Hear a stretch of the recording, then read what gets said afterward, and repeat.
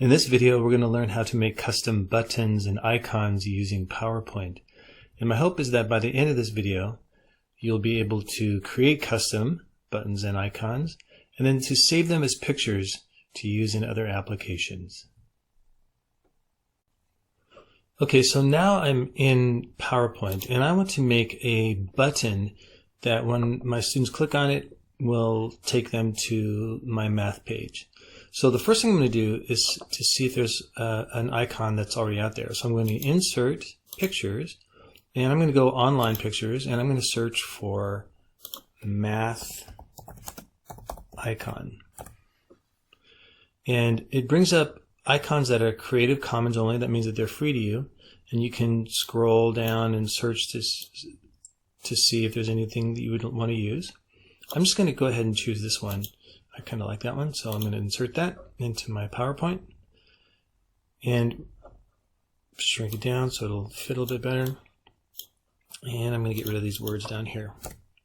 So here's an icon that is a perfectly great icon that might suit your needs. I like to give the circle part of this some depth, so I'm going to format that by adding a shadow. So format picture, and I'm going to add a shadow. There we go. So it just gave a little bit of a shadow, gave a little bit more depth. So that may be perfectly all you need, but I'm going to use that inside of a button that also has the word math on it. So I've shrunk it down a little bit, and I'm going to create a little button around it. So I'm going to insert a shape, and I'm going to use the rounded rectangle. And I'm going to just kind of roughly where I think it's going to go. I'm going to send that to the back. And the blue on blue doesn't really work, so I'm going to change that shape fill to maybe a bright gold. So you can see now I'm going to add the word math right here. So I'm going to insert word art, and I'm just going to choose this first one right here. I'm going to write the word math, big bold letters, all caps. I'm going to change the font. So change, go home. I'm going to use Arial Rounded. I like that one. So I'm going to bring it over and see if it kind of fits.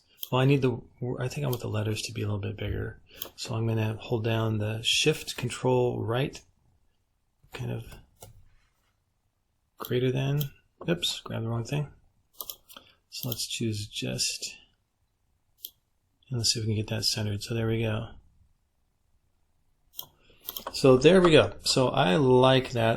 But again, I want to give this yellow some depth as well. So I'm going to add some more shadow to that. And there we go. So now there's my icon. But right now it's just a whole bunch of different pieces. I need to save it as a single picture. So I'm going to select the whole thing. I'm just going to drag across, select every piece, right click on it, and say Save as Picture. So now I'm going to name it Math Button and put it on my desktop.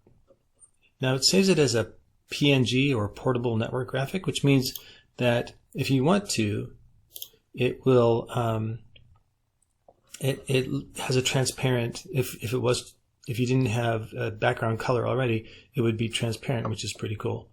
So I'm going to shrink this down, and here it is on my screen. When I click on that, you can see this is what it looks like. So you can see the shadow was there, but then for some reason it goes away. But it will be there when you use it in a different application.